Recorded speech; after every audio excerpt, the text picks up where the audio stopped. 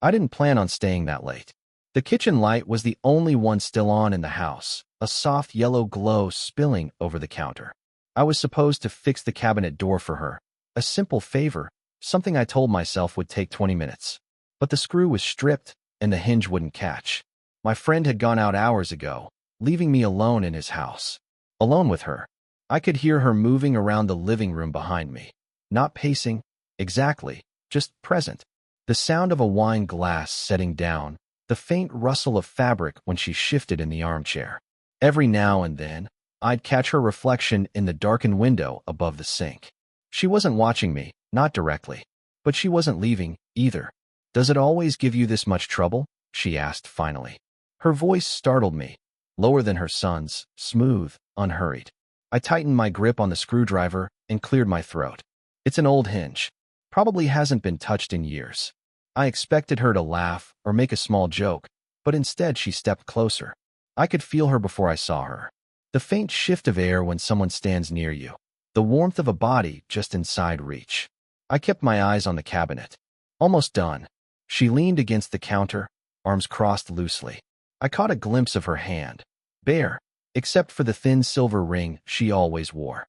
It was strange how much I noticed it tonight. How much I noticed everything. "You don't have to keep at it," she said softly. "It's late." "I don't mind." Silence followed, but not an empty one. It pressed in, filling the kitchen, making the hum of the refrigerator sound louder than it should. I risked a glance at her. The light picked up strands of her hair, the faint tiredness around her eyes, the way she worried her lower lip without meaning to. I'd seen her hundreds of times before, dropping her son off at practice, waving from the driveway, setting groceries down with practiced ease. She was always composed, always sure of herself. But tonight felt different. The hour made everything softer, less guarded. The screwdriver slipped from my fingers and clattered to the floor. She bent at the same time I did, and for one suspended second our faces were too close. Her perfume was faint, not flowery, not sweet, but sharp in a way that lingered. My hand brushed hers as we both reached for the tool. I should have pulled back faster. I didn't. She did, though, straightened quickly, tucking hair behind her ear like nothing had happened. But her breathing had changed, and I noticed it. "You're good at fixing things," she murmured, turning the screwdriver in her hand as if it were something more fragile. I swallowed. "Not always." The words came out rougher than I meant, and she caught it. Her eyes flicked to mine, just for an instant. That was when I saw it. The flicker she tried to smother, the spark she almost buried under a polite smile. She set the tool on the counter, careful not to let our hands touch again. "I shouldn't want this," she whispered, so quietly I almost thought I imagined it. And before I could stop myself, I leaned closer, my voice low and certain. "But you do." The space between us was suddenly unbearable, and the cabinet door, the whole room, the safe, ordinary world, all of it waited, suspended, for what she'd do next. I don't know how long the silence stretched after I said it. Long enough that I heard the clock tick from the other room. Long enough that I thought I'd ruined everything by speaking what should have stayed buried. She didn't answer right away. Instead, she moved past me, slow and deliberate, and poured the last of her wine into the glass she'd abandoned on the counter. Her hand trembled just enough that I noticed the ripple in the liquid. "I shouldn't even be standing here," she said at last, not looking at me. I wanted to ask why, but the answer was obvious. She was my friend's mother, almost twice my age. Someone who had always been steady, unreachable, the adult in every room. I wasn't supposed to notice the way her voice softened when she was tired, or the way she kept touching her wrist like she could hide the faint indentation where a wedding band used to be. She set the glass down untouched and leaned against the counter again. Her shoulders dropped, like she'd been carrying something heavy all day, maybe all year. "You've been doing too much," I said before I could stop myself. Her eyes flicked to mine, sharp at first, then softer, as though the comment caught her off guard. "Too much. You hold everything together. For him. For yourself." I gestured vaguely toward the living room, toward the empty house that suddenly felt too quiet. "But no one ever asks if you're—" I stopped, realizing how far I was treading. "If I'm what?" she pressed, but her tone wasn't defensive. It was weary, almost hopeful. "If you're tired." Her lips parted, but no words came. She looked away instead, down at her hands. She turned the ring around her finger, slow, distracted. The gesture was so unguarded it made something twist inside me, because for the first time, she wasn't my friend's mom, or some untouchable figure. She was just a woman, standing in her kitchen late at night, caught between what she wanted and what she feared. I wanted to tell her I saw her. Not just the neat version of herself she showed the world, but this, the cracks, the hesitation, the loneliness that slipped through when she thought no one was watching. Instead, I said nothing. The hum of the refrigerator filled the silence. She let out a breath, a quiet one, and then reached for the screwdriver again. When she handed it to me, her fingers lingered against mine just a second too long. "You should probably finish before it gets later," she said, voice steady but softer than before. I nodded, though the cabinet was already fixed. My pulse thudded in my ears. I should have walked away, thanked her, left the house. That would have been the clean, sensible thing. But when I set the screwdriver down, she didn't step back. Her hand stayed close, almost touching mine. And then, almost like she regretted it the moment it happened, she whispered, "You don't have to go just yet." The words hung in the air, dangerous and fragile, daring me to decide what they meant.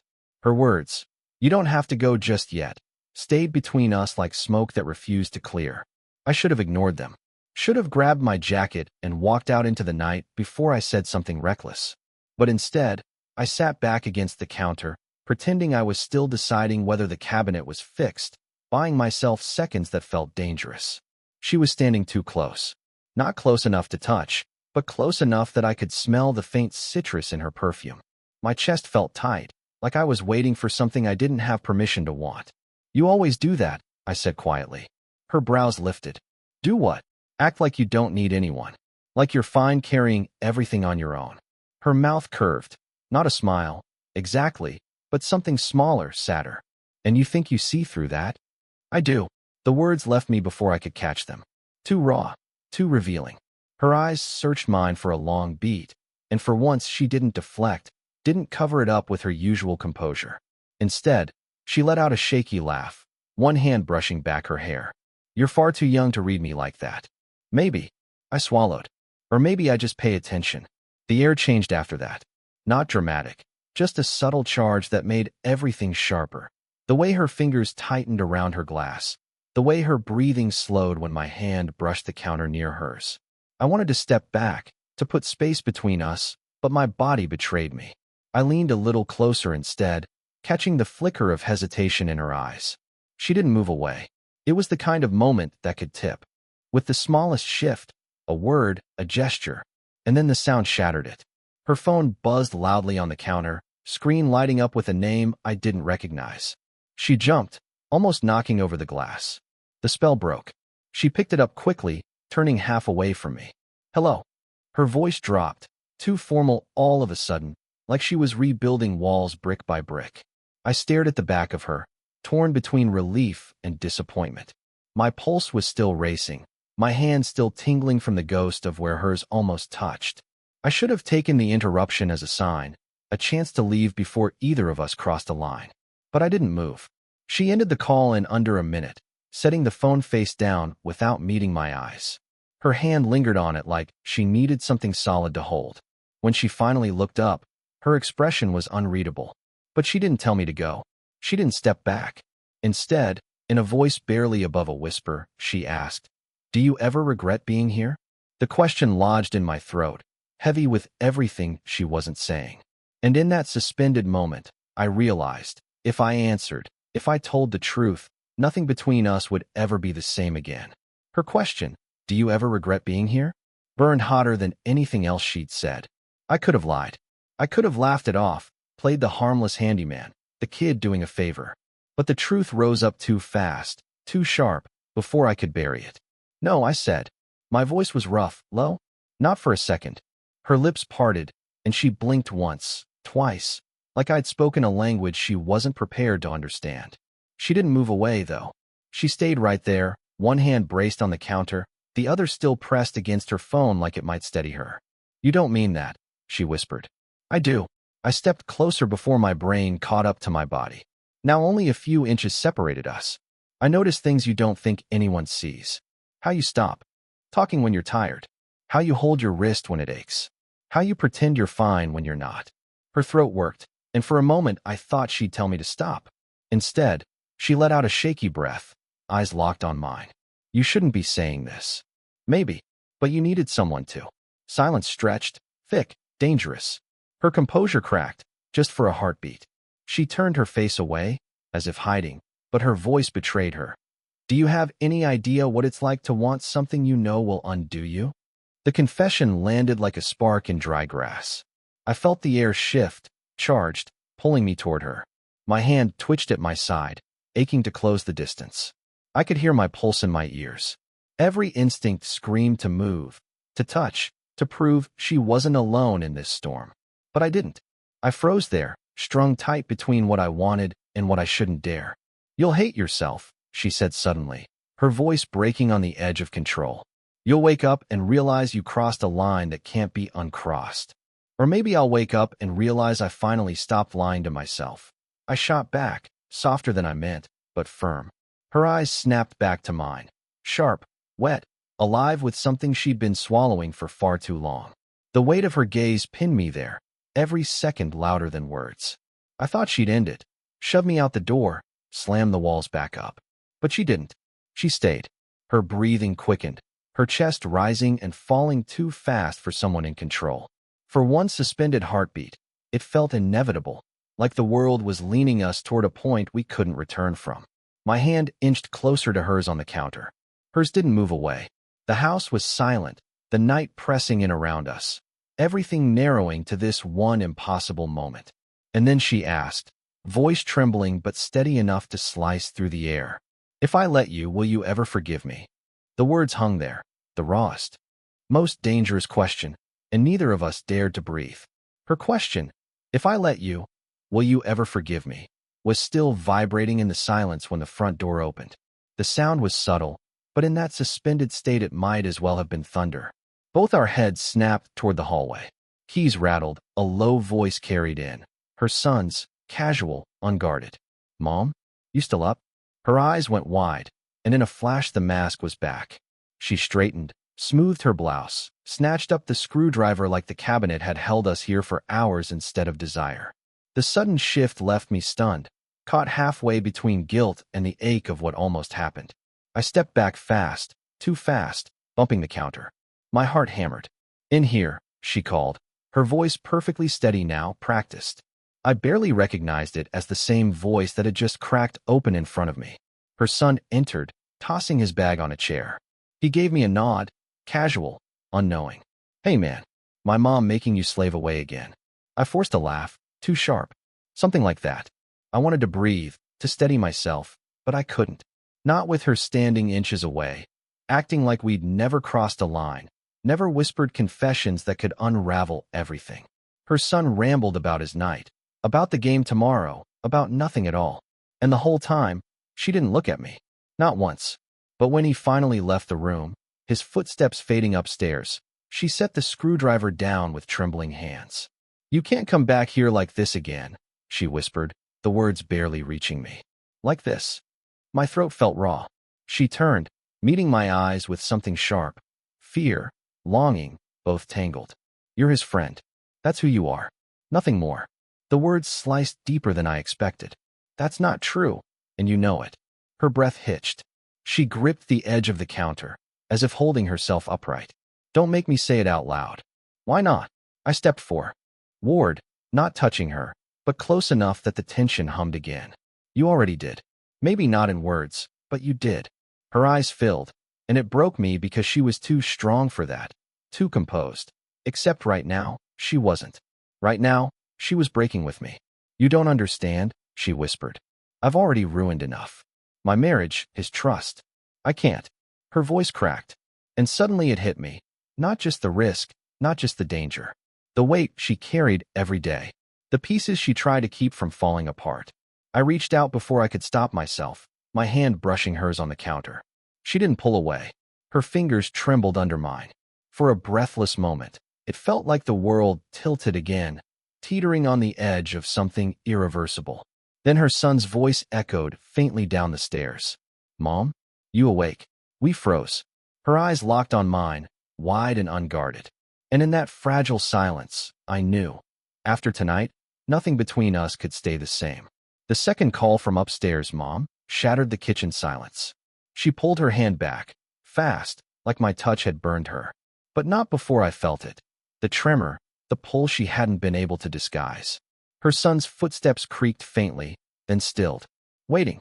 She pressed a palm to her forehead, shoulders drawn tight. You need to go, she whispered, though her eyes said something else. My chest ached. Every sensible part of me knew I should obey. Step away, vanish into the night, carry the weight of this moment as a secret.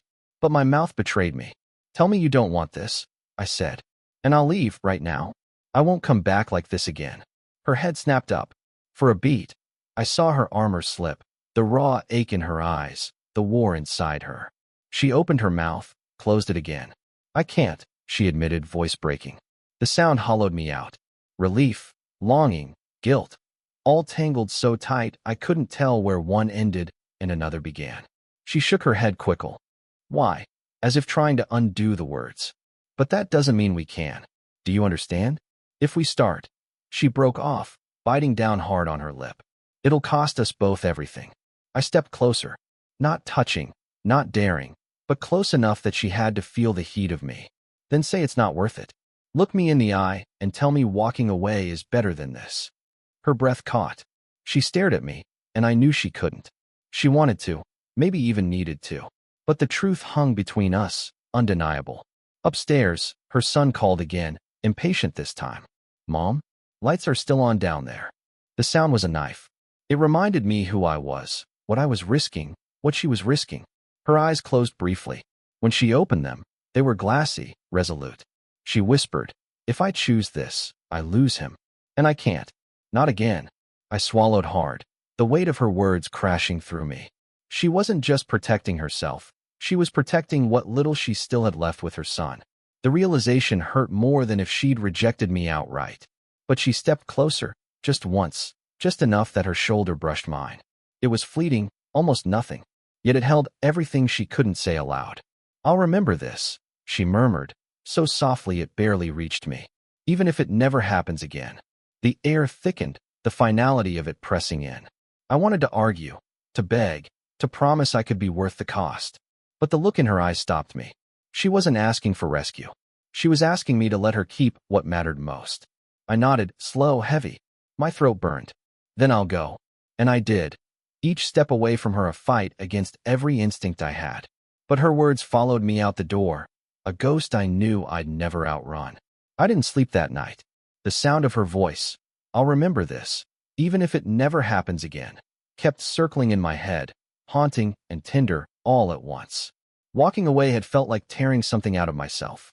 But as the days passed, I began to understand that maybe that's what real choice looked like. Not the easy thing, not the thing we wanted most, but the thing that spared the people we couldn't bear to hurt. I saw her again, of course. It was impossible not to. She was still my friend's mother, still the woman whose house I'd walked into 100 times before without thinking. Only now, every glance, every word carried a weight we both felt but refused to acknowledge. She carried herself the same, but I noticed things no one else did. The way her hand lingered on the edge of the table when I walked into the room, as if bracing against memory. The way her voice softened when she said goodbye. Little traces that told me she remembered too. We never spoke about that night. Not directly. But once, when her son wasn't looking, she caught my eye across the kitchen and gave the faintest shake of her head, paired with a half-smile that wasn't quite sad, wasn't quite happy. It was acceptance. A reminder that what passed between us was real, but it belonged to the past. And me? I learned something I hadn't expected. Desire can be sharp, urgent, impossible to ignore, but restraint is its own kind of proof. Proof that sometimes the greatest act of care is holding back, not giving in. Did it change me? Absolutely. I wasn't the same reckless kid who thought feelings alone could justify crossing any line. I'd seen what longing could cost. I'd felt how much heavier love becomes when it's tangled with guilt, with responsibility, with the people we stand to lose. And her, she seemed lighter, in a way, as though speaking the truth aloud, even once, even to me, had given her a piece of herself back, a part she'd kept buried under duty and regret. Maybe that was enough for both of us, to be seen, fully, without pretending. Sometimes I catch myself replaying that almost moment in the kitchen, the brush of her fingers, the question in her eyes, the silence thick with everything unsaid. And I know it'll always stay with me, not as a wound, but as a reminder. Some lines we never cross. Some loves live best in the shadows, where they can't destroy the very things we hold most dear. But even so, I'll remember, and I think she will too. Sparkles, did you enjoy this story? Speech Balloon, what would you have done in his place? Walked away, or taken the risk? Open book and tell me. What kinds of stories would you like to hear next?